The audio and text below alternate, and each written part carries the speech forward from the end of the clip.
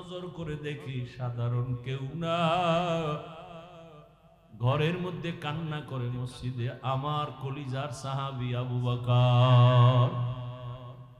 মায়ার নবী দাঁড়াইলেন, সালাম ফিরায় আবু বকর বের হইয়া দেখে নবী দাঁড়ানো। ইয়া রাসূলুল্লাহ কেমন আছেন? আলহামদুলিল্লাহ। আপনি নামাজে দাঁড়ায় কাঁদলেন কেন? আবু বকর বলেন, ইয়া রাসূলুল্লাহ, আল্লাহর কোরআনের একটা আয়াত আমাকে কান্না করায়া দিয়েছে। কি আয়াত? ইন্নাল্লাহা আশতারা মিনাল মুমিনিনা আনফুসাহুম ওয়া আমওয়ালাহুম বিআন্না লাহুমুল জান্নাহ। আল্লাহ বলছেন মুমিনের জানমাল আমি আল্লাহ নিয়ে নিলাম, মুমিনের জান্নাত দিলাম। নবী বলেন এটা তো খুশির কথা, কানলেন কেন? আবু বকর বলেন, ইয়া রাসূলুল্লাহ, আপনি জানেন আমি কাপড়ের দোকান দেই। আজকে আমার দোকানে এক মহিলার ছিল, বহুদিন আগে কাপড় নিয়ে ফিরাইয়া টাকা লয়ে গেছে। বিদায় বেলা মহিলাকে জিজ্ঞাসা করলাম, মা আমার দোকানের কাপড় নিয়ে ফিরাই দিলেন কেন? মহিলা বলছিল, আবু বকর বেয়াদবি মাফ করবেন, আপনার দোকানের কাপড় আমার পছন্দ হয় নাই। আমার ওই কথা মনে পড়ে কান্না, হাসরের ময়দানের কথা মনে পড়ে গেছে। ও নবী, আপনিই তো হাসরের কথা বলছেন, বড় কঠিন হালাত। আপনিই তো বয়ান করেছেন কিয়ামতের দিন সমস্ত নারী আর পুরুষগুলো উলঙ্গ দাঁড়াবে, সূর্য মাথার উপরে নেমে আসবে, সূর্যের গরমে জমিনটা তামা হয়ে যাবে। আর একদিকে জাহান্নামের চিৎকার, জাহান্নাম চিল্লায় বলবে, আল্লাহ বেনামাজি গুলো কই, গুনাহগার গুলো আমার পেটে দাও। ওদিকে আমার আল্লাহ রাগান্বিত আওয়াজ দিয়া বলবেন, লিমানিল মুলকুল ইয়াউম লিল্লাহিল ওয়াহিদিল কাহ্হার। ও নবী, আপনিই তো বয়ান করছেন এমন হালাত হবে যে গুনাহগার গুলো মাথার মগজ গুলো টাস টাস করে ফেটে যাবে। আল্লাহ পাক যখন একটা ধমকের আওয়াজ দিবেন, হাসরের ময়দানটা কেঁপে উঠবে, থর থর করে কাঁপতে থাকবে। নবীদের কোনো গুনাহ নাই, সেই নবীরাও কান্না শুরু করবেন। ঈসা নবী কাঁদবেন, মুসা নবী কাঁদবেন, ইব্রাহিম নবী, আদম নবী, নূহ নবী কান্না করবেন। সবাই কান্না করবে নিজের চিন্তায়। ও নবী, আপনিই তো বয়ান করছেন হাসরের ময়দানে সব উম্মতরা নবীদের কাছে গিয়াও কোনো সুযোগ পাবে না। আদম নবী তারায় দিবেন নিজের চিন্তায়, উম্মতের তারায় দিবেন। মুসা নবী নিজের ফিকির নিয়ে কাঁদবেন, উম্মতকে সুপারিশ করবেন না। এক পর্যায়ে আমার আল্লাহর আদালতে যখন দাঁড়ানো হবে, আমার আল্লাহ তখন রাগান্বিত আওয়াজ দিয়া মানুষকে ডাকবে, আসো, আমি আজকে তোমাদের আমলনামা ওজন দিয়া হিসাব নিব। আমলনামা ডান হাতে যাকে দিবে সে জান্নাতে যাবে। এক একজন নাম ধরিয়া যখন ডাকবে, আল্লাহ পাক যদি আমি আবু বকরকে ডাক দেয়, ও আবু বকর, আমার জান্নাত পাইয়া তুমি কি আমল নিয়ে আসছো বলো। আমি যদি আল্লাহর কাছে পেশ করি, হে আল্লাহ, নামাজ নিয়ে আসছি, রোজা, তেলাওয়াত, সব আমল। ওই মহিলা বলছিল কাপড় ফিরাইয়া দেওয়ার কারণ পছন্দ হয় নাই। আমার মাওলা যদি বলে ফেলে, আবু বকর তোমার আমল নিয়ে জাহান্নামে যাও, আমার জান্নাত ফিরায় নিলাম। কেন? তুমি যে নামাজ পড়ছো, তুমি যে তেলাওয়াত করছো, আমার কাছে পছন্দ হয় নাই। যেইভাবে নামাজ পড়লে আমি খুশি হব, ওই নামাজ তুমি পড়ো নাই। যেইভাবে তেলাওয়াত করলে আমি আল্লাহ খুশি হব, ওই তেলাওয়াত তুমি করো নাই।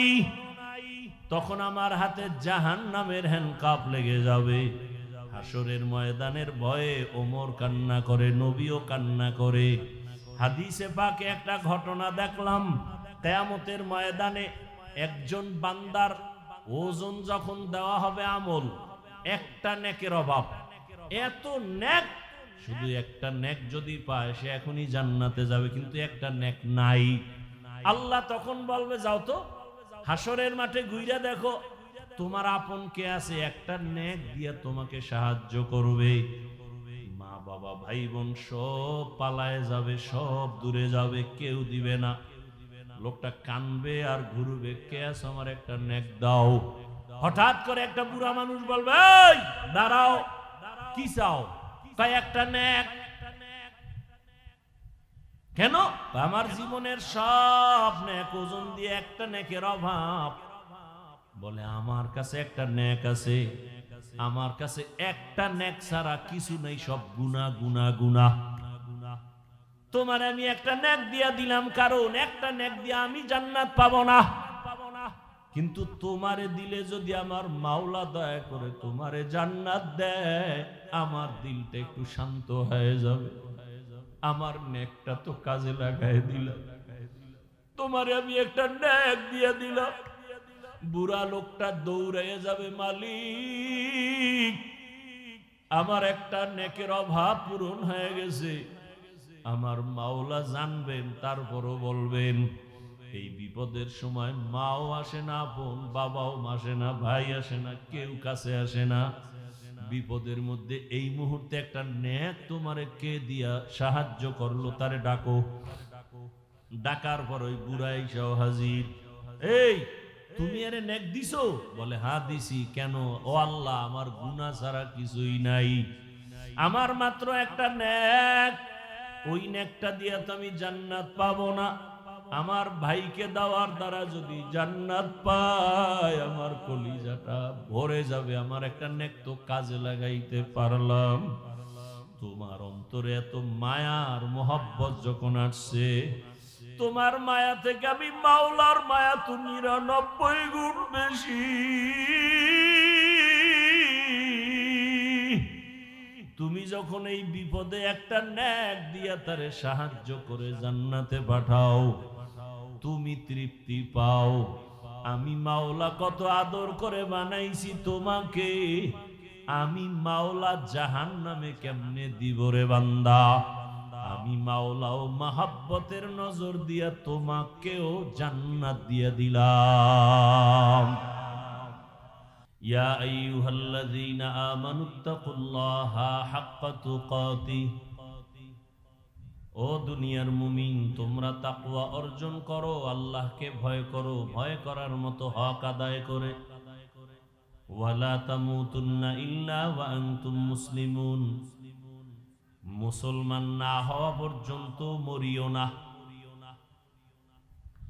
রহমতের নবী বলেন আলা কুল্লুকুম রাঈন ওয়া কুল্লুকুম মাসউলুন আন রাইয়াতিহি, সাবধান হে উম্মত তোমরা প্রত্যেকেই দায়িত্বশীল। আল্লাহর আদালতে দায়িত্বের কারণে জবাবদিহিতার কাঠগড়ায় দাঁড়াতে হবে। নবীজি হাদিস বলার পরে সাহাবীদের মধ্যে একজন দাঁড়ালেন, ইয়া রাসূলুল্লাহ কে দায়িত্বশীল কার উপর? অধীনস্থদের উপরে। কর্তা যিনি গার্ডিয়ান সে দায়িত্বশীল। সন্তান মা বাবার অধীন, প্রত্যেক মা বাবা সন্তানের দায়িত্বশীল। স্ত্রী স্বামীর অধীন, স্বামী স্ত্রীর দায়িত্বশীল। ছাত্ররা শিক্ষকের অধীন, শিক্ষক ছাত্রদের দায়িত্বশীল। মুসল্লিগণ মসজিদের ইমাম ও খতিবের অধীন, প্রত্যেক মুসল্লির জন্য ইমাম ও খতিব দায়িত্বশীল। বুঝেননি? কি বুঝেন? মুসল্লিদের দায়িত্বশীল কমিটির কেউ না ইমাম? এখন মাতবরি চলে কমিটি, ঠিক নি? মসজিদে কমিটি কেন? বিল্ডিং বাড়াও, টাকা দাও, কমিটির আর কোনো কাম নাই। হেরা হ্যাঁ বাদ দিয়া মাস্তানি করে ইমাম গুফরে, ঠিক নি? সমস্যা কেন? শিয়ালের হাতে মুরগি আমানত। কার হাতে আমানত? শিয়ালের হাতে মুরগি দিয়ে কয় 3 দিন। শিয়াল পণ্ডিত বলে দোয়াও চাই মাফও চাই। 3 দিন কেন? 1 সেকেন্ডের আমানত রাখা যাবে না, পেটের মধ্যে গিয়ে কিমা হয় আছে। শিয়ালের হাতে মুরগি রাখলে আমানত যা হয়, মাদ্রাসার চাবি, মসজিদের চাবি, ধর্মের চাবি সুদখোর ঘুষখোর বেনামাজির হাতে দিলে তো তাই হবে। দিছে কারা? জিবরাইল। সুদখোর ঘুষখোর বেনামাজির হাতে মাদ্রাসা মসজিদ আর ধর্মের চাবি দিছে জিবরাইল। কারা? আমরা কইতে লজ্জা লাগে। ভোটের আগে টাকা খাইছেন পায়খানার নামে, তখন আর লজ্জা লাগে নাই? ও বিশ্বাবের মুরিদ, ও তাবলিগওয়ালা হাজি সাহেব, ভোট দিবেন একজনারে, কয় জায়গাতে পায়খানা খাইছেন? ওইয়া না খাইয়া বাথরুমে গিয়া 10 গ্রাম পায়খানা খাইও ডাইরেক্ট খাইয়া, এরপরে বাজারে গিয়া হালাল সাবান দিয়া কুলি কইরো, গন্ধ থাকবে না। আর এই যারা টাকা খাইছো ভোটের আগের রাতে, চোর, গোপনে খায়, এটা তো চোর। কথা হয় না? চেয়ারম্যান চোর আর জনগণ চোর, এটি হারামখোর। হারাম খাইয়া চুরি করিয়া চেয়ারম্যানের শিখাইছে, তুইও চেয়ারে বইয়া খাবি। সত্য কথা স্বীকার করেন না কেন?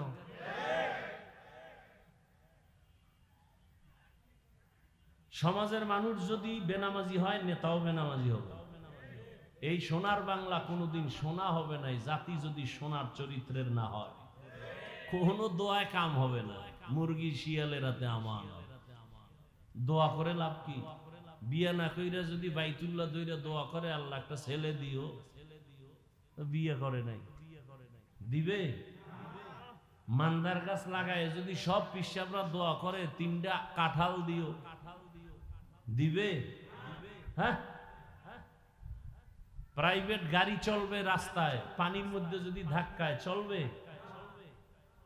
সবকিছুর তো নিয়ম আছে। কোরআন শরীফের আয়াত, বান্দা তার নিজের ভাগ্যের পরিবর্তন না করলে আল্লাহ কেন করবেন? এখানে প্রত্যেকটা মানুষকে যদি জিজ্ঞাসা করি, ভাই নামাজ লাগেনি? বলে অবশ্যই। আপনার কি ঈমান আসেনি? বললাম কত ওয়াক্ত? বলে 5 ওয়াক্ত। মাঝে মাঝে ছেড়ে দেওয়া যাবে? বলে অসম্ভব। সব ফতুয়া দিয়ে নিজে 1 ওয়াক্ত নামাজ পড়ে না, ছেলেটারে নামাজ শিখায় না, মেয়েকে নামাজ শিখায় না। এই মুসলমানি। আর এই মুসলমানি নিয়ে দোয়া করলে আল্লাহ সাহায্য পাঠাবেন, এত সোজা? হ্যাঁ, আল্লাহ সাহায্য পাঠাবেন। ঈমানকে মজবুত করো, মারাত্মক গুনাহ থেকে তওবা করো। আল্লাহ তো এখনো সাহায্য পাঠাবার জন্য রেডি। আফগানিস্তানে পাঠাইছেন, প্রমাণ আছে। কারণ কোরআন হেফাজত করবেন আল্লাহ। এই জন্য যত হুজুর মারে, মাদ্রাসায় আগুন লাগায়, আবার দাঁড়ায় যায়। কারণ এটার জিম্মা হেফাজতের কে নিছেন? পৃথিবীতে আর কোন কিতাবের হেফাজতের জিম্মাদারি আল্লাহ নেন নাই, শুধু কোরআনের নিছেন। এই জন্য এটা যদি খোলামেলা পইরে থাকে, এরপরও এটা ঠিক আছে, কেউ ভুলও ঢুকাইতে পারে না। অনেকে ঢুকাইতে গিয়ে নিজে ভুল স্বীকার করে কালেমা পড়ে। এই জন্য আল্লাহর কোরআন কেউ বিদায় দিতে পারবে না, সম্ভব না। এই যে ভারতে এত অত্যাচার, ফিলিস্তিনের মধ্যে কান্না, আমার তো অন্তর বলে রসুলের 1500 বছর আগের ভবিষ্যৎবাণী, গজওয়ায়ে হিন্দ, ভারতের সাথে এক বিশ্বযুদ্ধ হবে। আমার তো মনে হয় মুসলমানের এই রক্ত নীতি নিতে যুদ্ধ লাগবে লাগবে ভাব। সূত্রপাত শুরু হয়ে যাচ্ছে। পৃথিবীতে একটা সময় আসতেছে খুব নিকটে, একটা মানুষ আল্লাহ রসুল কোরআনের বিরুদ্ধে থাকবে না, একটা মানুষও থাকবে না সারা দুনিয়ায়, সব আল্লাহর গোলাম হয়ে যাবে। একটা মানুষও থাকবে না ইসলামের বাইরে। আর আপনি তো এখন মুসলমান হইয়া প্রশ্ন করেন, এত দাড়ির ওয়াজ লাগেনি, সুদের ওয়াজ লাগেনি? আমি তো কইয়া বাসায় যাব, কোন ইমাম সাহেব জুমায় এই বয়ান করুক না, কমিটি কইব 1 মাস হুজুর বাড়িতে রেস্টে থাইকে আসে। ওই যে শিয়ালের হাতে মুরগি, উপায় কি?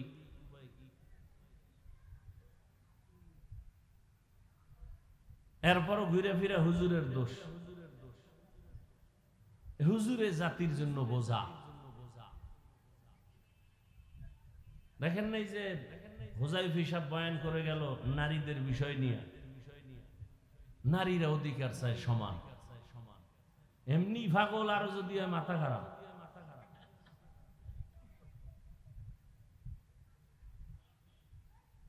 আল্লাহ নারীদের অধিকার দিচ্ছেন বেশি, এরা চায় সমান। তার মার একটারও ঠিক নেই। পৃথিবীর কোন ধর্মে নারীর সম্মান পুরুষের থেকে বেশি দেয় না। হিন্দুদের ধর্মের কিতাব দেখেন, নারীদের উপরে জুলুম করছে।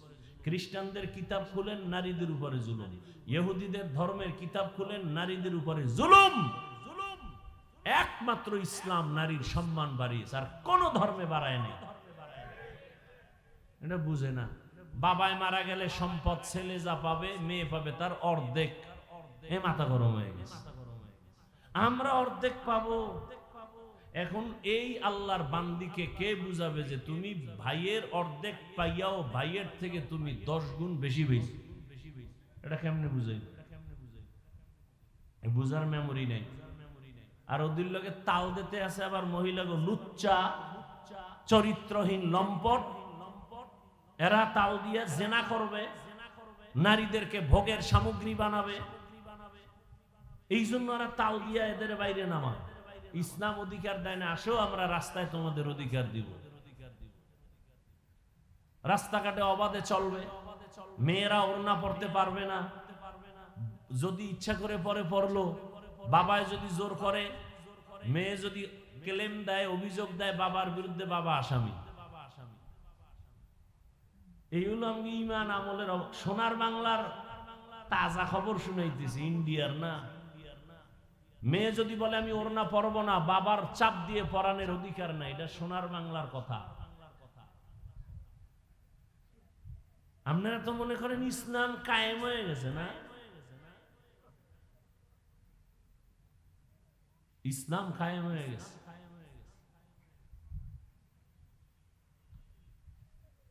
আপনারা আন্দোলন করলেন, আলেম ওলামা ছাত্র সব নাইমা। আন্দোলন স্বাধীন স্বাধীন স্বাধীন স্বাধীন হইলেও ওয়াজ মাহফিল চলবে, এখানে আবার বাধা হয় কেন? হয় না? হয় না? কিসের স্বাধীন করলেন? অফিস আদালতে ঘুষ খায় কেন?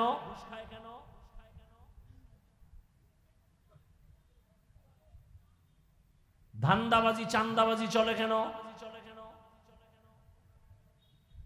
নোংরা রাজনীতি ধ্বংস করে দিছে দেশ আর জাতিকে। কেমন রাজনীতি? রাজনীতি মানে নীতির মধ্যে রাজা, মানে এর থেকে পবিত্র নীতি নাই। আর এটা এত নোংরা, তুমি আইলে আমার বলাই তুইব, আমি আইলে তুমি বলাও, গাটি রেডিরাও দোনো দাও। কি এক রাজনীতি! কি আশ্চর্য বিষয়! এই রাজনীতির থেকে নোংরামি বন্ধ করতে হবে। বন্ধ করার জন্য সুন্দর চরিত্রবান লোক লাগবে। পৃথিবীতে শ্রেষ্ঠ চরিত্রবান রসুলের আদর্শওয়ালারা। রসুলের আদর্শ থেকে আর পবিত্র আদর্শ পৃথিবীতে আর আপনাদের জানা থাকলে বলেন, থাকলে বলেন, আমি নবীরটা বাদ দিয়ে তারটা নিব। বলেন, কেউ যদি দাঁড়ায় বলতে পারেন, বুঝাবার জন্য বলছি যে হাফিজ ভাই, রসুলের আদর্শ থেকে আরো সুন্দর আদর্শ আছে শেখ মুজিবুর রহমানের ভেতরে। কেউ না নিলে আমি নিব, নবীরটা বাদ দিয়ে শেখ মুজিবেরটা নিব। কেউ যদি দাঁড়ায় বলতে পারো জিয়াউর রহমান সাহেবের মধ্যে রসুলের থেকে ভালো আদর্শ আছে, আমি রসুলেরটা বাদ দিয়ে তারটা নিব, বলার মতো শক্তি আছে কোন মুসলমানের? এক কথায় জবাব, পৃথিবীর সবার আদর্শ না পাক, একমাত্র মদিনার রসুলের আদর্শ পাক। অন্যদের আদর্শ না পাক কেন? আব্রাহাম লিঙ্কনের আদর্শ না পাক, লেনিনের আদর্শ না পাক, কালমার্সের আদর্শ না পাক, প্লেটোর আদর্শ না পাক, একমাত্র রসুলের আদর্শ পাক। অন্যদেরটা না পাক কেন? ওদের দিমাগ না পাক। মদ পান করলে দিমাগ ঠিক আছে? সব না পাক, খায় না পাক। রসুলেরটা পাক কেন? রসুলের ঘাম পাক। রসুল 63 বছর হায়াতে একটা মিথ্যা কথা বলেননি, জীবনে কাউকে একটা গালি দেন নাই। হাজারো গালি দিছে মানুষ, রসুল জবাব দেন নাই। দু চোখ গরম করে রসুল কোনদিন কারো দিকে তাকান নাই। সেই রসুলের আদর্শ মক্কা নগরীতে যখন মানুষ ধরলো, সেই মানুষ ছিল লম্পট, চরিত্রহীন। রসুলের আদর্শ ধরা মাত্র দামি হয়ে গেল। আল্লাহ ঘোষণাপত্র পাঠায় দিয়ে বলেন এরা জান্নাতি, দুনিয়াতে থাকতেই ঘোষণা জান্নাতি। রসুলের বেতের বাড়ি লাগছে শুধু আদর্শ। ১৫০০ বছর পরে আজকে বাংলাদেশের হালাত, কেউ কান্দে কেউ দৌড়ায়। রসুলের আদর্শ যার কাছে আছে তারা এখন বাদশা। চেয়ারম্যান সাহেবের চেয়ারের মেয়াদ শেষ, এমপি সাহেবেরটা শেষ, কোরআনওয়ালার চেয়ারের কোনো মেয়াদই নেই। শেষ কিসের? এ সম্মান কে দিছেন? আর কিছু সম্মান টাকা দিয়ে কেনা হয়। টাকা দিয়ে সম্মান কিনলে প্রথমে ফুলের মালা, ফাইনালে জুতার মালা। আর আল্লাহর দেওয়া সম্মানের অবস্থা কি? দুনিয়ায় বাদশা, আখিরাতেও বাদশা। এই বয়ান আর ভাল লাগে না। হুজুর রাজনীতি শুরু করলেন, কেমন পেছে ফালাইছে। মনে হয় মুসলমান হইয়া কোরআন হাদিস শিখে আলেম হইয়া একটা কঠিন বিপদে পড়ছে। কঠিন বিপদ।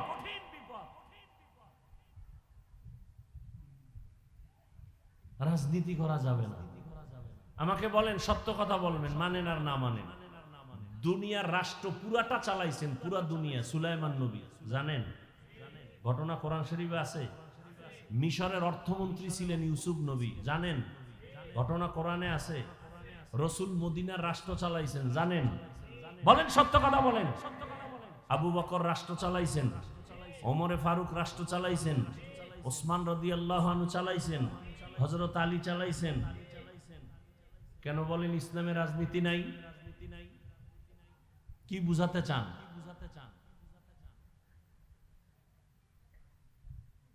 খাইয়া লইয়া কোনো কাম নাই। যারে শয়তানে ধরে কাম থুই আকাম করে। হ্যাঁ, চান্দাবাজি, ধান্দাবাজি, মানুষ মারার আইন বা রাজনীতি, এটা ইসলামে নাই। ইসলামে কি আছে জানেন? মালিক যেই প্লেটে খাবে, গোলাম একই প্লেটে খাবে। ইসলামে কি আছে? কর্মচারী কাজ করবে, ঘাম ঝরার আগে বেতন দিয়ে দাও। চান্দাবাজি, ধান্দাবাজি, রাজনীতিতে কি আছে? মালিক খাবে ৫ টাকা দামের খেজুর দিয়ে ইফতারি, কর্মচারী খাবে পায়ে ফিসা ৮ আনা দামেরটা, আর আন্দোলন করবে বৈষম্য কমাও। মাইকে চাপাবাজি করবে, কেউ খাবে কেউ খাবে না, তা হবে না, তা হবে না। ওদিক দিয়া টাইম মতো কর্মচারীর বেতনটা দেওয়া হবে না। এরা কাজ কইরা রাস্তায় মিছিল দাও, পুলিশের ভিডা খাও, এরপরে কিছু বেতন নাও। আমি বানায় বলতেছি, ইসলাম এগুলো পছন্দ করে না। বর্তমান বাংলাদেশে হুজুর, মাওলানা, বর্তমানে বাংলাদেশের ইউনিয়ন চেয়ারম্যান আছে, জানা আছে আপনাদের? আলেম আলেম, খবর নেন, ওদের ইউনিয়ন বেহেশতের বাগান, খবর নেন। এদেশের জাতির দায়িত্ব যদি আলেমের হাতে চলে যায়, কিছু হোক বা না হোক, চুরি হবে না, দুর্নীতি হবে না, জুলুম হবে না। কত আর নাপাক খাবেন? খাইতে খাইতে তো পেট ভরছে, আর কত? এরপরে যদি সোজা না হন, ওই ভূমিকম্প হয়ে থাইল্যান্ডের অবস্থা দেখছেন কয়েকদিন আগে, মায়ানমারের অবস্থা, বাংলাদেশ একটা বাড়ি মারলে শেষ। তবে বাঙালি একটু শক্ত, খুব শক্ত, টাইট তো। করোনায়ও এক ঘাড় নত করা যায়নি, গোটা দুনিয়া নত হয়ে গেছে, বাঙালি নত হয় নাই। আগের সুদখোর এখনো সুদ খায়, আগের ঘুষখোর এখনো ঘুষ খায়। ট্রিপল মাস্ক লাগাইছে, মরবে না। বাবারে করোনায় ধরছে, কাছে যায় না, মরার ভয়। আর সেই সময়ের শত শত করোনার লাশ হুজুরেরা কাঁধে নিয়া জানাজা পড়াইলো, গোসল করায় কবরে রাখলো, একজন হুজুরেও মরে নাই। আর এই হুজুর হলো সমাজের খারাপ। অথচ আমি বলি, এই জাতির নিরেট একমাত্র কলিজার আপন বন্ধু ওলামায়ে কেরাম ছাড়া আর কেউ না। সব চান্দাবাজ আর ধান্দাবাজ। ওলামায়ে কেরাম এই জাতিকে নিয়ে যেই ভাবনাটা ভাবে, আর কেউ ভাবে না। সবাই চেয়ার নিয়ে ভাবে, ক্ষমতা নিয়ে ভাবে। আলেমরা উম্মত নিয়ে ভাবে। আলেমরা নিজের চেয়ার নিয়ে ভাবে না। দূর অজে দাওয়াত দাও না দাও টেনশন নাই, ইমামতি থাক না থাক টেনশন নাই। জালেমের বিরুদ্ধে আন্দোলন হবে, ময়দানে আমরা রেডি। হুজুরেরা আন্দোলন করছে না, হুজুরেরা নামার পরে কামিয়াব, কিন্তু হুজুরেরা কামিয়াব হওয়ার পরে কি কইছে? আমাকে এসপি বানাও, উপদেষ্টা বানাও, কেউ কইছে? কথা বলেন।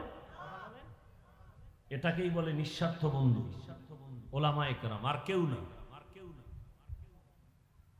এই জাতিকে আলেমরা যা দিছে, কই দিছে? আমগোনা না খায়। হ্যাঁ, বয়ান শুনবেন কিছুক্ষণ, খারাপ লাগতেছে? এই কথাটা বললেই আমি ওদিকে ঢুকতেছি। আমাকে সত্য কথা বলেন, সরকারি চাকরি যারা করে বা বেসরকারি, প্রতিদিনের ডিউটি কত ঘন্টা বলেন? সর্বনিম্ন বেতন কত? দেখছেন নি অবস্থা? মানে নাপাক খাইতে খাইতে যে টেবিলের তলে আবার খাইতেছে না, বয়ে বয়ে মিলাই ফেলাইছে। কত যে পায় সরকার থেকে উস নেই।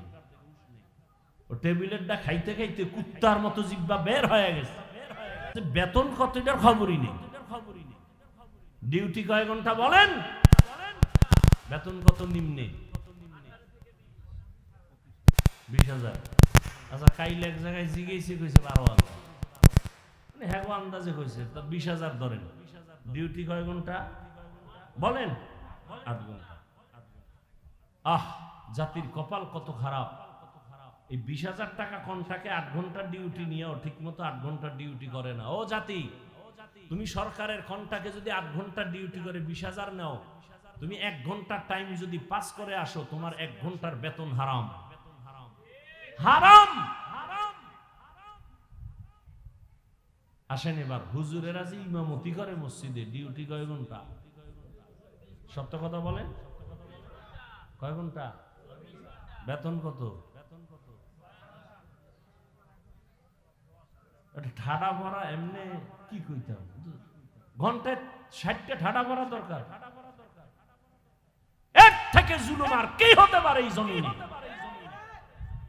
একই সম্মানে রাখে, রিমান্ডে রাখে। রিমান্ডে জহুরে ছিল না হুজুরে, একজনে হুজুর গেছিলেন কই? হুজুর কয় তুই কে? আমি রিকশার ড্রাইভার। এত পাওয়ার? 5 টাকা বেতন দেই মাসে। পাওয়ার মানে? এরকম বেয়াদব আছে না নাই? তাহলে বলেন তো, 6,000 7,000 বেতন দেন, আর গাধার মতো হুজুর বাড়ি যাইতে পারে না। অ্যাপ্লিকেশন দেওয়া লাগে সভাপতির কাছে, কারণ সভাপতি সমাজের বড় নেতা। এর কাছে লিখিত দিতে হইব আমি 2 ওয়াক্ত নামাজ পড়াবো না। আহ, আফসোস! একদিন দেরি হইলে ইমাম সাহেবের জিজ্ঞাসা করতে করতে একটা রিমান্ড শুরু হয়ে গেছে। দেরি হইল কেন? কইছিলেন? আরে কত উল্টা পাল্টা ব্যবহার, সালাম কালাম তো নাই। ওই যে শুরুতে বলছি, মুহাম্মাদের উম্মত হওয়ার কারণে বাঁচলেন, নাইলে উপায় আছিল না। তবে সীমা লঙ্ঘন করলে গজব নেমে আসবে জমিনেই, মরার আগেই। 2টা অন্যায় করলে শাস্তি মরার আগে হবে। কয়টা অন্যায়? একটা অন্যায়ের নাম জুলুম, আর একটা অন্যায় মা বাবার সাথে বেয়াদবি। জুলুম 3 প্রকার: আল্লাহর সাথে জুলুম, নিজের সাথে জুলুম, অন্যের সাথে জুলুম। আল্লাহর সাথে জুলুমের নাম শিরিক। এই জুলুম করলে বিচারটা দুনিয়াতেই হবে, মরার আগে। আল্লাহ আমাদের সব ভাইকে হেদায়াত দান করুন। কোন কথার দিয়ে এখানে ঢুকছি মনে আছে? নাই, শেষ। প্রত্যেকটা মুসল্লির জন্য ইমাম হলো দায়িত্বশীল। কমিটির দায়িত্ব শুধু মসজিদ মেরামত করার, মুসল্লিদের কোনো দায়িত্ব কমিটির উপরে নাই। ইমামের দায়িত্ব কমিটির উপরে নাই। কমিটি শুধু দায়িত্ব পালন করবে মুসল্লিরা যেন নামাজে কষ্ট না পায়। এসি সাইরা দাও, ফ্যান সাইরা দাও, জায়গা যদি বাড়ানো লাগে বাড়াও। এ কথা বলা যাবে না, এই মসজিদ আটকায় তুমি এসি বন্ধ করবো, বাইরেও। মসজিদ কার ঘর? আপনি বাধা দেন কেন? এই সব কিছুর মূলে একটা মেডিসিনের অভাব। এই জন্য বয়ান শুনি ঠিক, কামে লাগাই না। সেই মেডিসিনের নাম তাকওয়া। ইয়া আইয়ুহাল্লাযীনা আমানুত্তাকুল্লাহ, আল্লাহ তাআলা বলেন ও মুমিন আল্লাহকে ভয় করো। কাকে? আল্লাহকে ভয় করো। কেমন ভয়? ভয় করার মতো ভয় করো, হক আদায় করে। সাহাবায়ে কেরাম চিন্তায় পড়ে গেলেন, ইয়া রাসূলুল্লাহ, আল্লাহ যত বড় ওই পরিমাণ ভয় আমরা তো হক আদায় করে পারবো না, কোনো বান্দাই পারবে না। নবীও পেরেশান, সাথে সাথে জিবরাইল হাজির। নবীকে গিয়া সান্ত্বনার বাণী শোনায় দাও, সাধ্যমতো ভয় করলে হবে, আমার হক আদায় করে ভয় করার কোনো প্রয়োজন হবে না। সাধ্যমতো ভয় করো, ইত্তাকিল্লাহ মাস্তাতাতুম, সাধ্যমতো আল্লাহকে ভয় করো। এখানে আপনারা যারা হাজির হয়েছেন, আমি যদি জিজ্ঞাসা করি আপনারা কারা কারা আল্লাহকে ভয় করেন, এখানে প্রত্যেকটা মানুষ দোনো হাত উঠায় দিবে, দিবে না? কিছু চালাক পারলে পাও আলগি দিয়ে দিবে, বলবে আমরা চাইরাত পায় আল্লাহরে ভয় করি, বুজুর্গ থেকে বেশি ভয় করি, অথচ নামাজ নাই, রোজা নাই, তেলাওয়াত নাই, সুদ খায়, ঘুষ খায়। যে নামাজ পড়ে না সেও বলে আল্লাহকে ভয় করি, পর্দা করে না বলে আল্লাহকে ভয় করি, হারাম খায় বলে আল্লাহকে ভয় করি। আসলে আমি নামাজ পড়িয়াও বলি ভয় করি, রোজা রাখিয়াও বলি ভয় করি। আসলে আল্লাহর ভয় কি জিনিস এখনো পর্যন্ত তার হাকিকত আমাদের সামনে আসে নাই। একটা সন্তান মা বাবাকে ভয় করে, তার প্রমাণ কোন সন্তান মা বাবার সামনে অন্যায় করে না, বেতের বাড়ির ভয়। একটা ছাত্র শিক্ষকের ভয় করে, প্রমাণ বেতের বাড়ির কারণে ভয়ে অন্যায় করে না। ঠিক এই জমিনের মধ্যে যেই বান্দা বান্দি আমার আল্লাহকে ভয় করবেন, ওই বান্দা বান্দি আল্লাহর আযাবের ভয়ে কখনো গুনাহ করবে না। হর কে দারত খৌফে হকদার দিল মদম, জন্নতুল মাওয়া দেহদ ও রাম কাম জুজবা হক চি জে মখাজ ইনসুজা ফজলে উআ মস্তে দর জুমলা জাহা। আপনারা কি এখন ঘুমাবেন? কেউ মোবাইল আবিষ্কারের পরে রাতে কেউ ঘুমায়? বোকারা ঘুমায়, বোকা। বুদ্ধিমান ঘুমায়। এরা সবাই তাহাজ্জুদের টাইমে মোবাইলের হক আদায়ে ব্যস্ত। কি যদি আল্লাহ উসিলায় মাফ করে। সেদিন এক চোরার ঘরের চোরা আইছে ছবি তুলতে আমার সাথে, এই হাতটা ঘাড়ের উপর দিয়া হুজুর এদিক, যদি আল্লাহ উসিলায় মাফ করে। আমনেগো কি কম, আমগো জাতি ভাই গো যেই রোগে পাইছে, ছবি ছবি ছবি ছবি, শুধু শুধু আকাম, বিনা কারণে এমনি ছবি এমনি ছবি, কবিরা গুনাহ কবিরা গুনাহ কবিরা গুনাহ। বইছেন বেহেশতের বাগানে, করতেছেন কবিরা গুনাহ। সান কপাল না হইলে এটা সম্ভব। जिंदगी में बंदगी तू करना है, जिंदगी में बंदगी तू करना है, जिंदगी बे बंदगी शर्मिंदा है, जिंदगी बे बंदगी शर्मिंदा है। दुनिया में हो दुनिया का तलबगार न हो, बाजार से गुजर हो खरीदार न हो। ये दुनिया एक मिसले कागज फूल है, ये दुनिया एक मिसले कागज फूल है, जिंदगी में बंदगी तू करना है,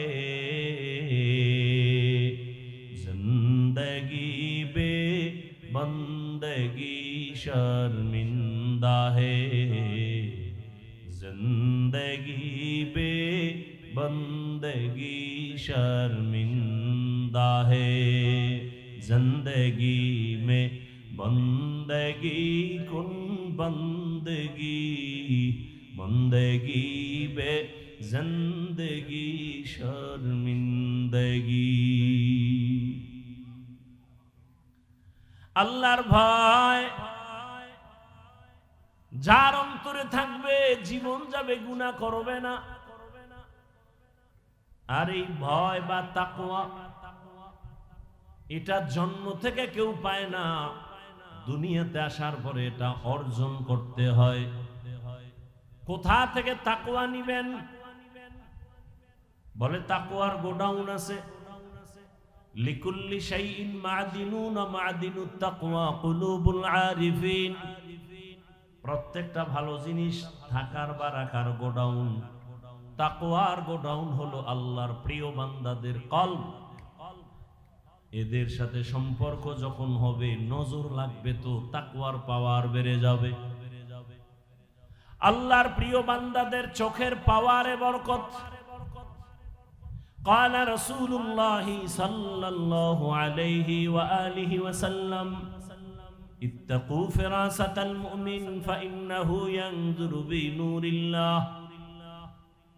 ও দুনিয়ার মানুষ, আল্লাহর প্রিয় বান্দাদের কলবের পাওয়ার থেকে তোমরা সাবধান।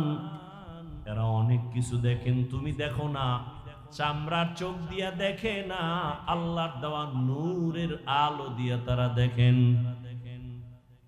আর এই পাওয়ার আল্লাহ কোন গুনাহগার বেনামাজিকে দিবেন না, তাকওয়ার উপরে যারা চেষ্টা চালায় তাদেরকে দান করবেন। ইয়া আইয়ুহাল্লাযীনা আমানু ইন তাত্তাকুল্লাহ ইয়াজআল লাকুম ফুরকানা।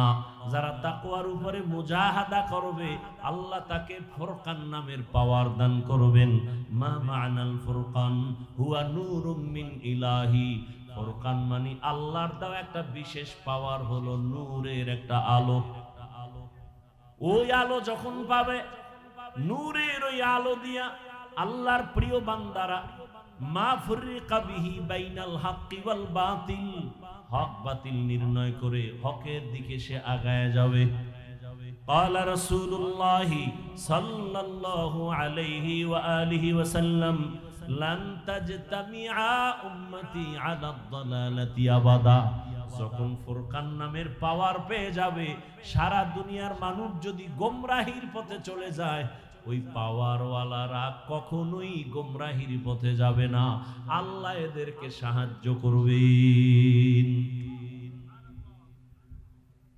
তাকওয়া বড় দামি এক সম্পদ।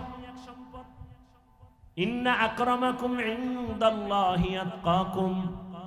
আল্লাহর কাছে বড় দামি ওই বান্দা বান্দি যার কাছে আল্লাহর ভয় আছে। আল্লাহর ভয় মানে ইচ্ছা করে গুনাহ করবে না, আল্লাহর আযাবের ভয়। গুনাহ যদি হইয়াও যায়, তওবা করতেও দেরি করবে না। এই ভয়টা অর্জনের জন্য আল্লাহর বিশেষ বান্দাদের নেক নজর ছাড়া হবে না। আল্লাহর প্রিয় বান্দা, এদের সাথে সম্পর্ক লাগাও, তখন তাদের সোহবত আর নজর লাগলে কলবে তাকওয়া চলে আসবে। এখন যারা কোনো মুরব্বি মানে না, অটোমেটিক শয়তান তাদের মুরব্বি হয়ে যায়। নফস তাদেরকে উল্টা পাল্টা পথে চালায়, আর এরা ধ্বংস হয়ে যায়। এই কোরআন হাদিসের এলেম, এটা দুই লাইনে এলেম আছে। এক এলেম ইলমে শয়তানি, আর এক ইলম ইলমে রহমানি। রাসূলের মাধ্যমে যে এলেম আসছে, এই এলেম বান্দাকে বিনয়ী বানায়। আর শয়তানের ইলম যার মধ্যে আসর করবে তাকে অহংকারী বানাবে। সে বলবে আনা খায়রুম মিনহু, আমি তার চেয়ে ভালো। আর মদিনার ইলম যাদের মধ্যে থাকবে সে বলবে আল্লাহুম্মা জাআলনি ফি আইনি সাগীরান ওয়া ফি আইনিন নাসি কাবীরা। ও দয়ার মালিক, আমাকে তুমি আমার নজরে ছোট বানায় দাও, উম্মতের নজরে আমার মর্যাদা বাড়ায় দাও। রহমতের নবী পর্যন্ত কতটা বিনয়ী, এত পাওয়ার রহমতের নবী, কিন্তু নবী কোনদিন ভাব আর অহংকারী দেখান না। হাফিজুর রহমান কেসা কাহিনী রস করবে, শুনে লাভ কি? বাস একটার পর একটা অন্তরের মধ্যে বাড়ি ধাক্কা দিয়ে দিয়ে একে দূরে সরাচ্ছে। এর ওয়াজ শুনলে কি হবে? তোমার দ্বারাই জাতির কি হয়েছে বলো? ওই বেটা, চরমনাইয়ের দ্বারা দেশে কি হবে? তোর দ্বারা কি হয়েছে? তাবলীগের দ্বারা কি হবে? তোমার দ্বারা কি হয়েছে বলো? চরমনাইয়ের কারণে বরগুনার হিসাব, বরগুনার হিসাবের কারণে আমার দাদা ভিন্ন লাইন থেকে দিনের পথে, আমার বাবা দিনের পথে, আমরা তিন ভাই আলেম হইছি। অবদান তো চরমনাইয়ের সোহবত। চরমনাইয়ের কারণে, তাবলীগের কারণে, কওমির কারণে, দেওবন্দীদের কারণে লক্ষ কোটি জেনারেল লাইনের চোর ডাকাত মদিনার পাগল হয়েছে। আসতে বলেন কেন? ইমান দুর্বল না? একটা লোক দাঁড়ায় বলেন চরমনাইয়ের দ্বারা কি কি ক্ষতি হয়েছে এই দেশে ইসলামের, বলেন বলেন না? সব গেছে কে বাহাদুরি। চরমনাইয়ের কারণে এই দেশ ইসলামের কি ক্ষতি হয়েছে আমাকে একজনে দাঁড়ায় বলেন। আমি এখন থেকে বিরোধিতা শুরু করবো। একজনে বলেন দাঁড়ায়। তাবলীগের কারণে ইসলাম ও মুসলমানের কি কি ক্ষতি হয়েছে বলেন। হয়েছে? ভাই সত্য কথা বলেন না কেন? কওমি মাদ্রাসার কারণে কিছু বলেন, বিরোধিতা করেন কেন? কি সমস্যা? কি চরমনাইয়ের বিরোধিতা কেন? উজানির বিরোধিতা কেন? তাবলীগের বিরোধিতা কেন? দেওবন্দি কওমির বিরোধিতা কেন? তাদের দ্বারা কি হয়েছে? আপনার দ্বারা কি হয়েছে? আল্লাহ আপনাকে কি এই বিরোধিতা করার জন্য পাঠাইছে? আপনার আর কাম নাই খাইয়া লই।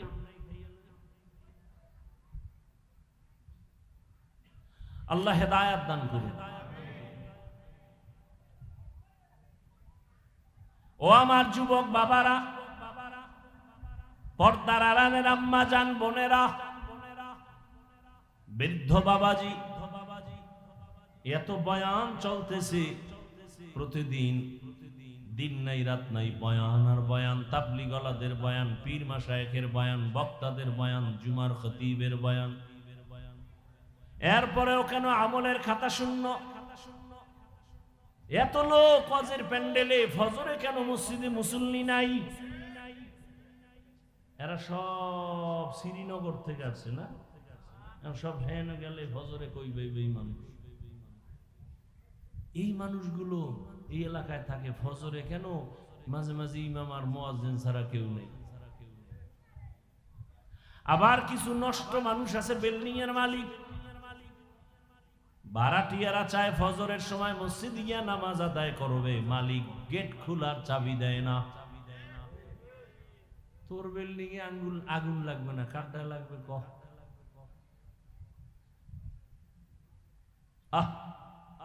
অথচ উচিত ছিল দারোয়ানকে বলা আজানের টাইমে ডাকবি, সব টিরে ডাকবি, যে নামাজ পড়বে না ওর ভাড়াটি আমার বাসায় দরকার নাই। ওই বাসাওয়ালারা নিজের বাথরুমে ওয়াশরুমে পানি অল টাইম, ভাড়াটিয়া কেন পানিতে কষ্ট পায়? এই জুলুম চলেনি? জুলুমের বিচার মরার পরে না আগে? হ্যাঁ, রেডিও ভাইরা আমার, সব কথার মূল পয়েন্ট হলো তাকওয়া নাই, আল্লাহর ভয় নাই। আর আল্লাহর ভয় যার অন্তরে আসবে তার কপাল খুলে যাবে। আর যার অন্তরে তাকওয়া আসবে না, হাজারো বয়ান চলবে, আমি হাফিজুর রহমান কেন, মক্কা মদিনার ইমাম কেন, স্বয়ং রসুল বয়ান করলেও কপাল খুলবে না। যেই রসুলকে এক নজর তাকায়া দেখলে জাহান্নামের আগুন হারাম, কেমন মায়ার নবী আমার, যেই রহমতের নবীর চেহারা মোবারকে নজর দিলে পেটের ক্ষুধা থাকে না, কেমন মায়ার নবী, রাস্তা দিয়ে রহমতের নবী হাঁটেন, মেঘ নবীর ছায়া দেয়, সূর্যের গরম যেন নবীর কষ্ট না হয়। রহমতের নবী যেখানে কদম দেন ওখান থেকে দীর্ঘ বছর শুধু মেশকের ঘেরাম। রহমতের নবী যখন হাঁটেন দুপার্শ্বের গাছ নত হয়ে রসুলকে সালাম দেয়। ওই নবীকে দেখার জন্য গর্তের পিপিলিকা আল্লাহর কাছে আরজি পেশ করে, গর্তের সাপ অপেক্ষা করে রহমতের নবীর একবার দেখবে। কিন্তু এই নবীর একবার আর দুইবার না, সামনে বৈশা 13টা বছর দেখছে, বয়ান শুনছে, কিন্তু কত বড় বেঈমান, কালেমা পড়ে নাই। এমন কপালওয়ালা কে জানেন? কে কে দেখছেন নি? কারবার এই কপাল পড়ার নাম জানেন না? 13টা বছর বয়ান শুনিয়া কালেমা পড়ে না। হাতের মুষ্টির মধ্যে পাথর নিয়ে, এই আব্দুল্লাহর ছেলে বলো আমার হাতে কি? রহমতের নবী বলেন আমি বলতে পারি না। বলতে পারলে কি হবে? চাচা আবু জাহাল, আবু জাহাল বলে ভাতিজা একটা পুরস্কার দিব। কয় কি? বলে এক্ষুনি কালেমা পড়ো। নবীজি বলেন আমি বলতে পারি না। কেন? আমি তো গাইবের মালিক না। গাইবের মালিক কে? তবে নবী বললেন হাতের মুষ্টিতে যা আছো একটু আওয়াজ দাও। নবী এ কথা বলা মাত্র আবু জাহিল্লার হাতের পাথরগুলো কালেমায়ে শাহাদাতের আওয়াজ দিল। আবু জাহিল্লা কালেমা পড়বনি, পাথরগুলো মাটির মধ্যে ফালায় বলে ভাতিজা তুমি এত বড় জাদুকর, আগে জানতাম না। মান ইয়াহদিল্লাহু ফাহুয়াল মুহতাদ ওয়া মান ইউদ্লিল ফালান তাজিদা লাহু ওয়ালিয়াম মুরশিদা। এর নাম কপাল। 13 বছর নবীরে দেখিয়াও কালেমা পড়ে না। আল্লাহ যদি কপাল পুরিয়া দেয় আর হবে না, আর যার কপাল খুলবে তার রাস্তা খুলে যাবে, কেউ ফিরাতে পারবে না। আবু জাহাল বয়ান শুনে কালেমা পড়ে না। আর অন্যদিকে 27 বছরের একটা যুবক তরবারি নিয়ে দৌড়ায় নবীকে জবাই করার জন্য। কয় বছর? নবীরে জবাই করবে, কত বড় পাওয়ার! গিয়া নবীর চেহারাটা দেখা তরবারি ফালায় বলে রহমতের নবী আমাকে মাফ করে দেন, আমাকে কালেমা পড়ায়া দেন। জানেননি এই কপালওয়ালাকে কে? 13 বছর বয়ান শুনে কালেমা পড়ে না আবু জাহাল। আর ওমরের মতো বান্দা 27 বছরে নবীকে জবাই করতে গিয়ে কালেমাওয়ালা হয়ে গেল। তরবারিটা নিয়ে দাঁড়াইয়া বাইতুল্লাহর পাশে হাতিমে কাবা ডাক দিয়া কয় বেঈমান মুশরিকরা আয়, মুহাম্মদের বিরুদ্ধে যদি কিছু বলতে চাও আমার তরবারি যথেষ্ট। কেমন বেদা! ওমর এখন যেই পথ দিয়া চলে শয়তান ওই পথে আসে না, ভয়ে দৌড়। এখনো যার নাম ওমর দেখবেন খুব গরম, যার নাম আবু বকর খুব নরম। এমন কি এটা কবিরেজি করতাম নি? কথা মানবেন? হারারাত করে না খামিটি মাইনেও বা কি? কেউ যদি অজু করে ঘুমাও, ঘুমের সময় আঙ্গুল শাহাদাত আঙ্গুল দিয়া বুকের উপরে এভাবে লেখবা ওমর, আইন মিম রা আরবিতে। প্রতিদিন যদি আমলটা করিয়া ঘুমাও, অজু সহকারে ওমর লেখা ঘুমাও, মৃত্যু পর্যন্ত স্বপ্নের কোনো দোষ হবে না। এবার বুঝো শয়তান কেমন ভয় পায়, খালি ওমর লেখা ঘুমাইবো, শয়তান ওর দাঁড়ায় রাখতে কেমন পাওয়া। 27 বছরের সন্তান, অর্ধ জাহানের খলিফা। আল্লাহর ভয় অন্তরে এই পরিমাণ আসছে। নবী কয়, ওমর আপনি আমাকে কেমন ভালোবাসেন? ওমরে ফারুক রাদিয়াল্লাহু আনহু বলেন, আমার সন্তান পরিবার থেকে আপনাকে বেশি মহব্বত করি বলে কামেল মুমিন হতে পারেন নাই। ওমর বলেন, ইয়া রাসূলুল্লাহ, তো কেমনে? জীবন থেকে বেশি। নবী বলতে দেরি। ওমর বলেন, আল্লাহর জাতের কসম, আমি আমার জীবন থেকেও আপনাকে বেশি মহব্বত করি। নবী বললেন, আপনি কামেল মুমিন হয়ে গেলেন। ওমরের মধ্যে আল্লাহর এত পরিমাণ ভয়, নবী বলেন, ওমরকে লাউ কানা বাদি নবিয়্যুন লাকানা ওমর, আমি মুহাম্মদের পরে আরেকজন যদি নবী হইতো, গোলাম আহমদ নয়, আমার পরে যদি আল্লাহ নবী বানাইতেন, ওমরের বানাইতেন। অতএব ওমর যেহেতু নবী হবে না, গোলাম আহমদও হবে না। কেমন ওমর? শয়তান আল্লাহর সামনে চ্যালেঞ্জ দিয়ে দাঁড়াইছে, আর সেই ওমরের দেখলে দৌড়ায়।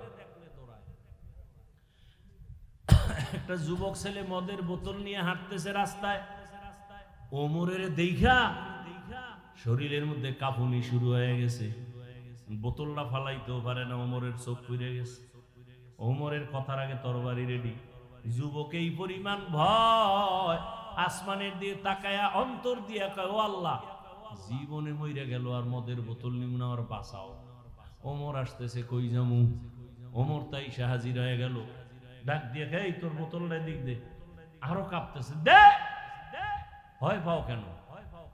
যুবক কাঁপতে কাঁপতে বোতলটা যখন হাতে দিল, ওমর তাকায় দেখে মদের বোতলের মধ্যে এক ফোঁটা মদও নাই, পুরা বোতলটা সাদা দুধে ভরা। হরকে দারত খৌফে হকদার দিল মাদাম, জান্নাতুল মাওয়া দেহাদ ও রামাকাম। আল্লাহর ভয় তাকওয়া কত দামি। ও যুবক বাবারা, আমি কিন্তু এখানে এতক্ষণ যে বয়ান করতেছি, বুঝতেছেন আমার কত কষ্ট হইতেছে। ঠান্ডার ভিতরে প্রতিদিন তো দৌড়াচ্ছি, গাধার মতো সারা দেশে দৌড়াই, কিন্তু এই যে এত বয়ান করি, একবারও কিন্তু বলি না আমি পাঁচকল্লিওয়ালা, তুমিও পাঁচকল্লি লাগাও। আমি কওমি মাদ্রাসার সন্তান, তুমিও কওমিতে যাও বলি নাই। আমি তাবলিগের লাইনের সন্তান, আমি পীরের মুরিদ, একবারও বলি নাই তুমি তাবলিগে যাও, পীরের কাছে যাও। আমি হুজুর বানাইতে আসি নাই, কারণ আমার দেশে হুজুর অনেক বেশি, অনেক বেশি। যেদিকেই তাকাই খালি হুজুর আর হুজুর আর হুজুর। আমার দেশে হুজুরের অভাব নাই, এখন বেশি অভাব হলো আদর্শবান ডাক্তার নাই, আদর্শবান ইঞ্জিনিয়ার নাই, আদর্শবান সাংবাদিক নাই, আদর্শবান এসপি নাই, ডিসি নাই, ওসি নাই। বাবা, তুমি স্কুলে পড়ো, কলেজে পড়ো, চাকরি করো, ব্যবসা করে আদর্শবান ডাক্তার হও, ইঞ্জিনিয়ার হও, প্রফেসর হও, এসপি হও, ডিসি হও, এমপি হও, মন্ত্রী হও। তবে ছোট একটা দাবি আমার, বেয়াদব হইও না রে বাবা। বলবা হাফিজ ভাই বেয়াদব হব না, তার ব্যাখ্যা কি? 3 জায়গায় বেয়াদবি করবা না, আল্লাহর কসম, যদি করো মরার আগেই তুমি পঙ্গু। 1 নম্বরে মা বাবার সাথে বেয়াদবি করবা না। দ্বিতীয়, তুমি শিক্ষকের সাথে অন্যায় করবা না। তৃতীয়, উলামায়ে কেরাম মুরব্বীদের সাথে বেয়াদবি করবা না। এ কথাও জাইনো, কোন মা বাবা সন্তানের জন্য জীবনে বরদোয়া করে না, কোন শিক্ষক ছাত্রর জন্য বরদোয়া করে না, কোন আলেম উম্মতের জন্য বরদোয়া করে না। তো কেন? যদি বেতাল কইরেই বসো, মা বরদোয়া করে না ঠিক, তবে কষ্ট পায় যখন বলে আহ, নিঃশ্বাসটা তোর জীবনের কাল হয়ে যাবে। শিক্ষক যদি কষ্ট পায়, একটা নিঃশ্বাস ফালায়, ছাত্রের জীবন শেষ। হযরত আলী কে জানো? যুবকরা খেয়াল করিও, আলী, আলী রসুলের কি বুঝলা? আগের সম্পর্ক কি? চাচাতো ভাই। 7 বছর বয়সে গিয়া রসুলের হাতে হাত লাগাইছে। কয় বছর? কেউ বলছেন 11, কেউ বলছেন 12, কেউ বলছেন 8, এর মাঝখানে নবীর হাতে হাত লাগাইছেন। এতদিন ছিল চাচতো ভাই, এখন রসুলের সাহাবী, কিছুদিন পরে হবে রসুলের জামাতা। আলীর জন্য কলিজা দিয়ে নবী একটা দোয়া করে দিলেন, আনা দারুল হিকমাহ ওয়া আলিয়ুন বাবুহা, আমি হলাম ইলমের শহর, হিকমতের শহর, আর এই ইলমের ঘরের দরওয়াজা আমার আলী। আল্লাহ এই পরিমাণ জ্ঞান হযরত আলীকে দান করেছিলেন। সারা দুনিয়ার ছাত্রদেরকে আলী ডাক দিয়া কয়, মান আল্লামানি হারফান ইনশাআ বাআ ওয়া ইনশাআ আতাকা, একটা অক্ষর যে তোমারে শিখাইছে সে তোমার কেমন দামি জানোনি, চাইলে তোমারে গোলাম বানাইয়াও রাখতে পারবে, চাইলে তোমাকে বিক্রিও করে দিতে পারবে, সে তোমার একটা অক্ষরের শিক্ষক।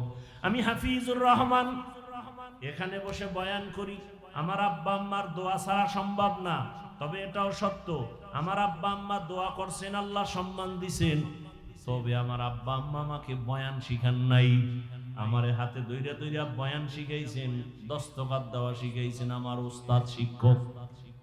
ঠিক নেই? তাহলে উস্তাদের অবদান আছে না নাই? এই জন্য খবরদার, বেয়াদবি করলে উস্তাদের সাথে জীবন শেষ। সারা দেশে দৌড়েই তো মাঝে মাঝে দেখি ল্যাংটা পাগল ইংলিশে কথা বলে, আরবিতে কথা বলে। আরে পাগল আবার আরবি কয় কেন? চিন্তা ভাবনা করে দেখছি ছাত্র ছিল ভালো মাদ্রাসার, বেয়াদবি করার কারণে পাগল হয়ে গেছে। এরকম পাগল দুই একটা জীবনে দেখছেন? বেয়াদবি বড় মারাত্মক। আমি 2004 ইংরেজি সালে আমি দাওরা শেষ করছি, চাঁদপুর জানি। ক্লাসে একটা ছাত্র ছিল আমাদের, খুব ব্রেন প্লেটের থেকেও বড়, ধারালো। এই ফেসবুকের যারা মুরিদ আছে আমাকে মাদ্রাসার লাইনের, নাম বললেই চিনে ফেলবে। নাম বলবো না, খেয়াল করো, বুঝাবার জন্য বলছি। ক্লাসে 1 নাম্বার। মাঝে মাঝে দেখতাম হুজুরদেরকে এমন প্রশ্ন করে আটকাই দিত, হুজুরেরা লজ্জায় মা বাবার সাথে মাঝে মাঝে এমন বেয়াদবি করতো। মা বাবায় দেখছি আমগো সামনে বয়ে মোনাজাত দিয়ে বড় দোয়া করছে, খোদায় ধাক্কাইয়া দেওবন্দে লয়ে গেছে। কাসিমি হইয়া এরপর সোনার বাংলায় কাসিমি হইয়া আসার পরে এখন যে মাদ্রাসায় যায় 1 মাসের বেশি টিকে না। কয়েক মাস আগে খবর পাইলাম এক জায়গায় মানুষে মাইরও দিছে বেয়াদবি করার কারণে। খালি আলেমের বিরুদ্ধে, খালি আলেমের বিরুদ্ধে, খালি আলেমের বিরুদ্ধে লেখতেই থাকে।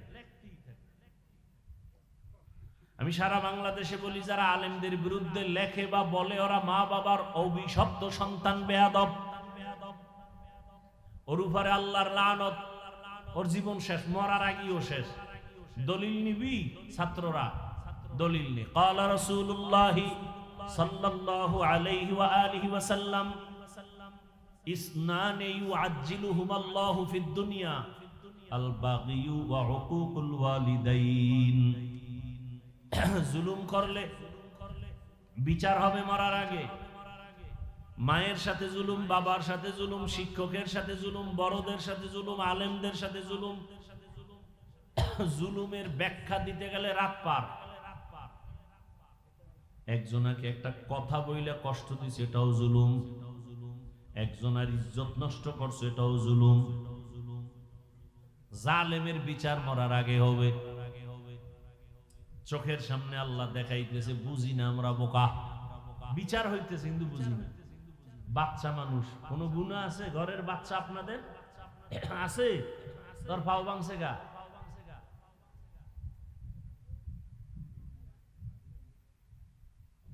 ওর কিডনি নষ্ট হয় কেন? বাচ্চার তো গুনাই শুরু হয় নাই, ওর উপরে এত বিপদ কেন? কান ধরে টান দিছে, মাথা চলে আসছে। অন্যায় সব মা বাবার, শাস্তি পায় সন্তান। সন্তানকে দিয়ে আল্লাহ বুঝায় মা বাবারে, কত ধানে কত চাল বুঝাল।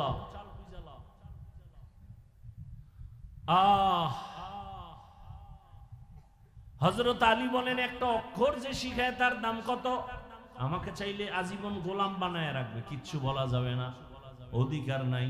সে আমার উস্তাদ, একটা অক্ষরের শিক্ষক সে আমার, আমি তার কাছে ঋণী। এরে আল্লাহর বান্দারা,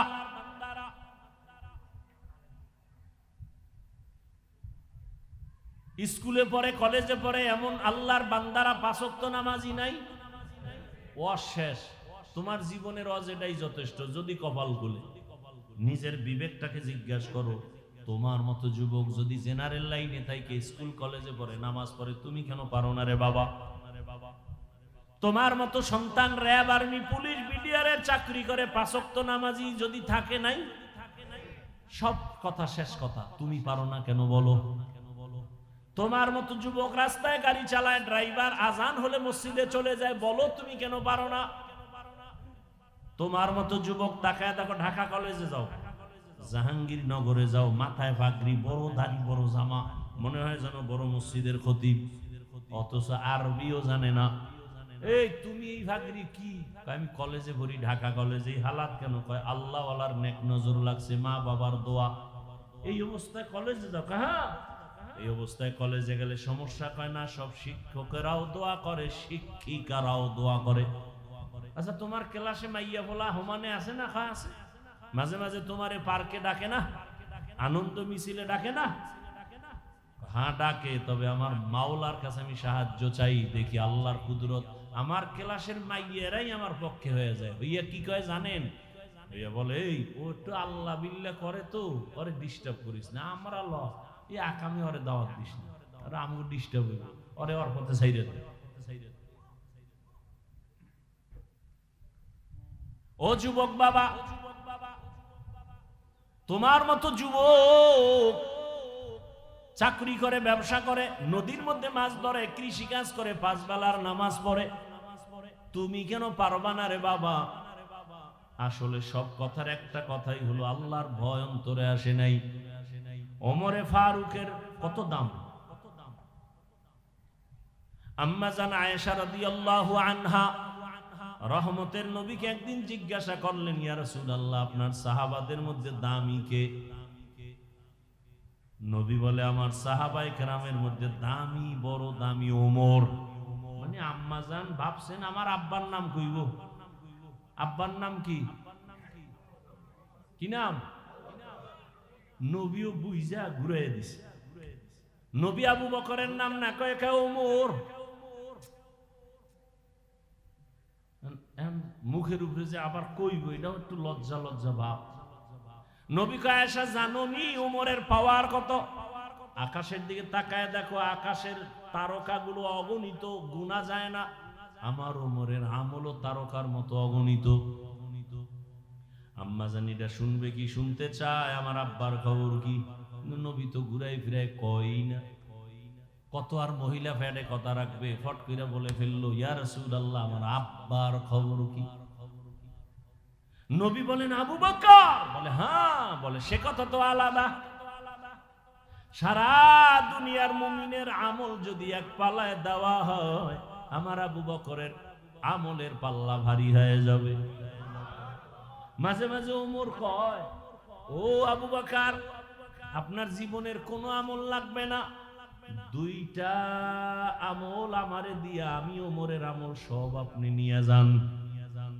যেই দুইটা আমলে আপনার প্রতি আমার আল্লাহ ডাইরেক্ট সালাম জানাইছে। আবু বকরের ডাইরেক্ট আল্লাহ সালাম জানাইছে। বুঝেন তো আবু বকরের মর্যাদাটা কেমন, ওমরের মর্যাদা কেমন? নবীজি সাহাবাদেরকে নিয়ে বাইতুল্লাহ তাওয়াফ করে। নিয়ম হইল, তাওয়াফে আসলে কয়টা চক্কর?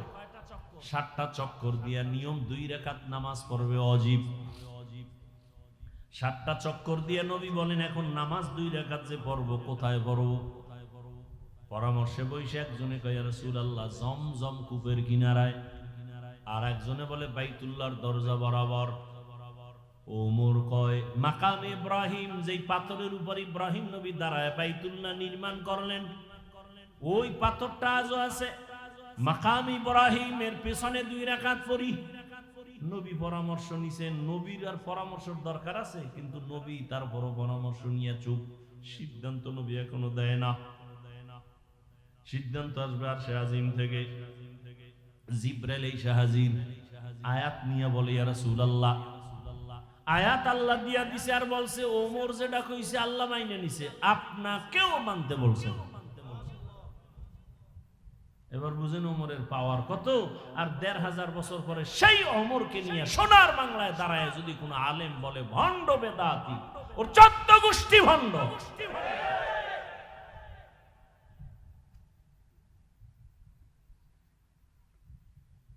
সাহাবাদের বিরুদ্ধে কথা বলে কত বড় বেয়াদব। সাহাবায়ে কেরামের বিরুদ্ধে যারা লেখবে আর বলবে, ইশারায় হোক ডাইরেক্ট হোক, তারা রাসূলের দুশমন, কোরআনের দুশমন, ইসলামের দুশমন। আসতে বলেন কেন? সমস্যা, ব্যারাম, হিংসা না? আমার মধ্যে হিংসা। ভণ্ডদের বিরুদ্ধে কথা বলা সুন্নত, কোরআনের আইনে ফরজ।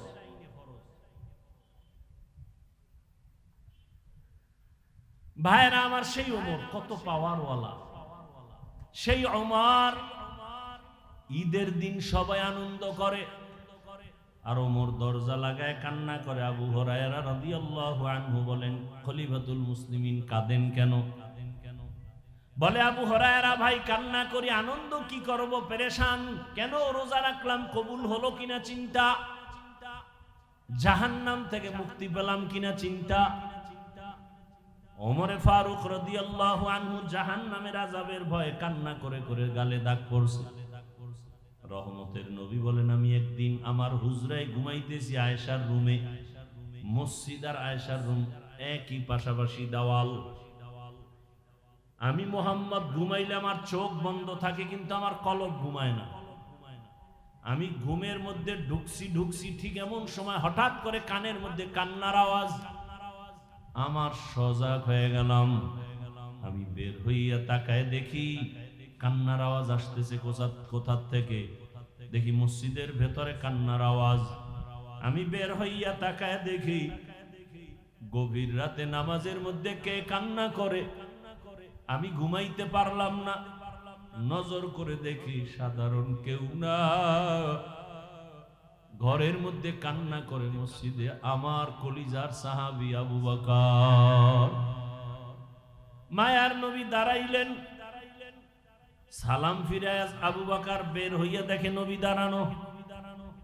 ইয়া রাসূলুল্লাহ, কেমন আছেন? আলহামদুলিল্লাহ। আপনি নামাজে দাঁড়ায় কাঁদলেন কেন? আবু বকর বলেন, ইয়া রাসূলুল্লাহ, আল্লাহর কোরআনের একটা আয়াত আমাকে কান্না করায়া দিয়েছে। কি আয়াত? ইন্নাল্লাহা আশতারা মিনাল মুমিনিনা আনফুসাহুম ওয়া আমওয়ালাহুম বিআন্না লাহুমুল জান্নাহ।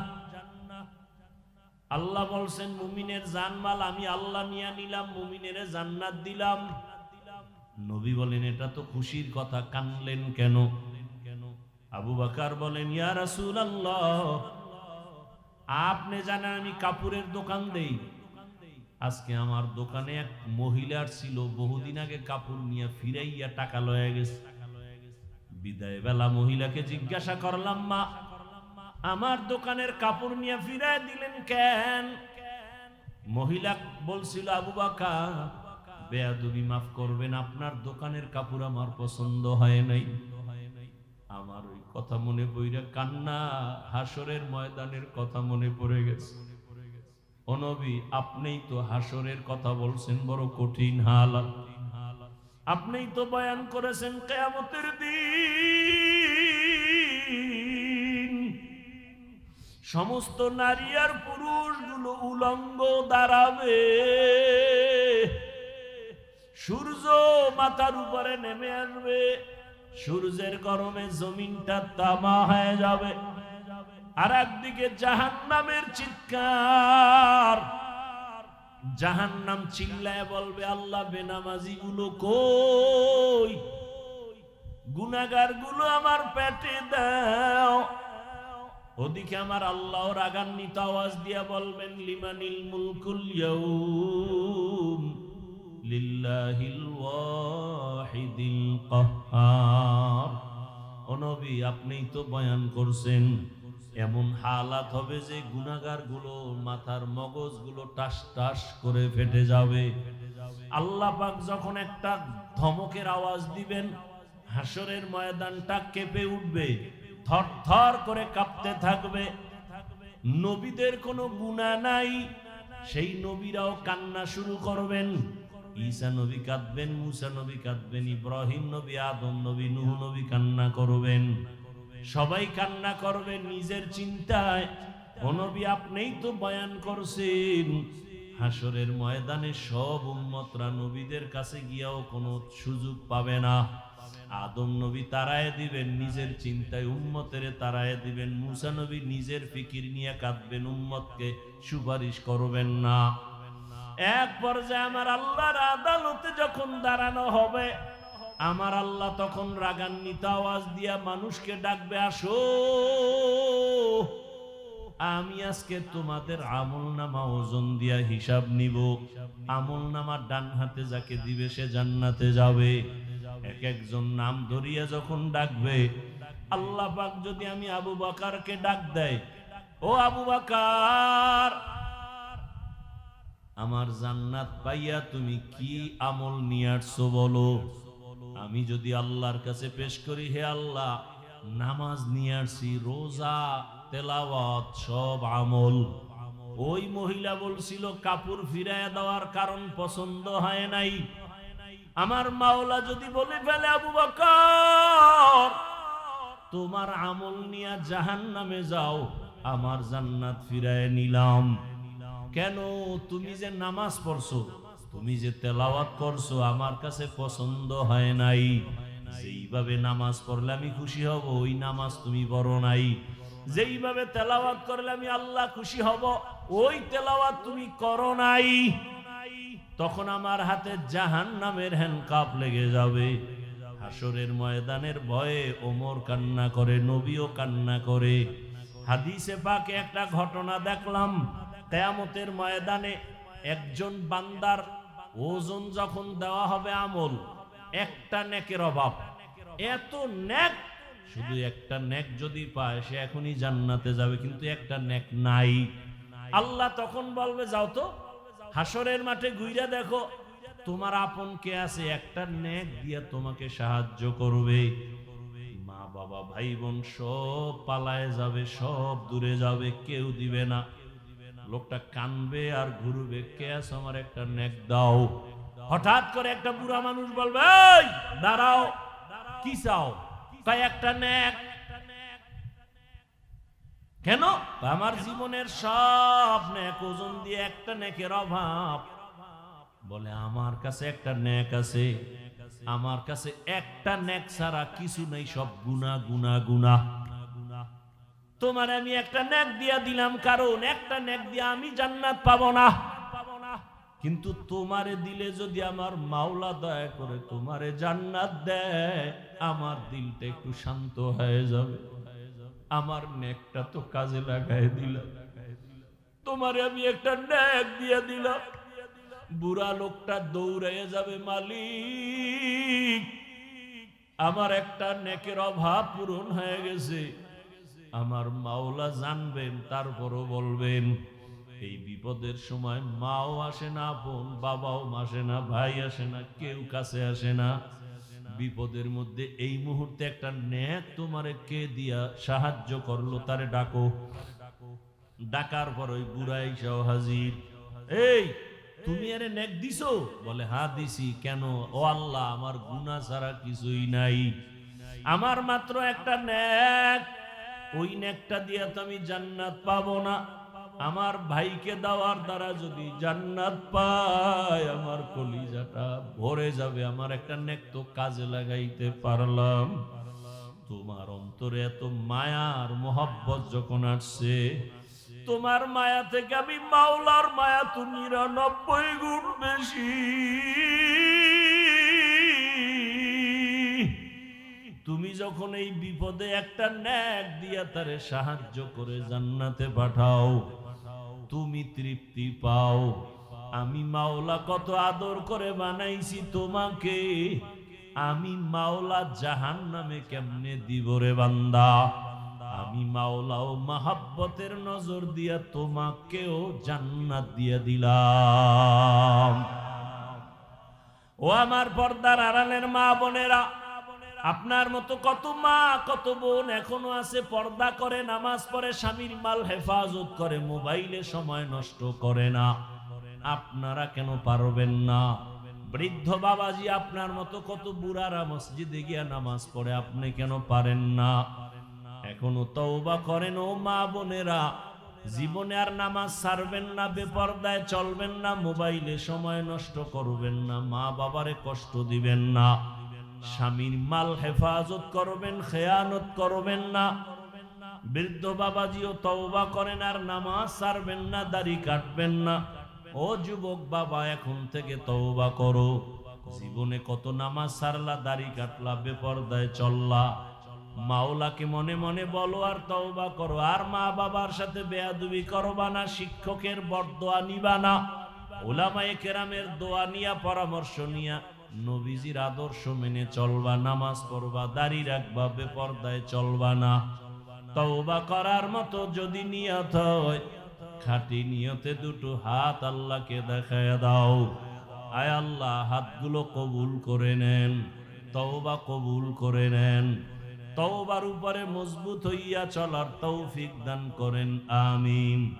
আলহামদুলিল্লাহি রাব্বিল আলামিন, والصلاة والسلام على سيد الأنبياء والمرسلين وعلى آله وأصحابه أجمعين يا أرحم الراحمين يا أرحم الراحمين يا أرحم الراحمين رب ارحمهما كما ربياني صغيرا اللهم إنك عفو كريم تحب العفو فاعف عنا اللهم إنا نسألك رضاك والجنة ونعوذ بك من سخطك والنار।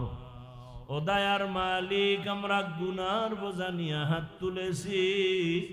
উলামায়ে কেরাম, মুরব্বী, হাজী সাহেব, পর্দার আড়ালের মা বোনেরা, চাকরিজীবী, ব্যবসায়ী, যুবক, ছাত্র, মেহেরবানি করে আমাদের জীবনের সব গুনাহগুলো মাফ করে দেন।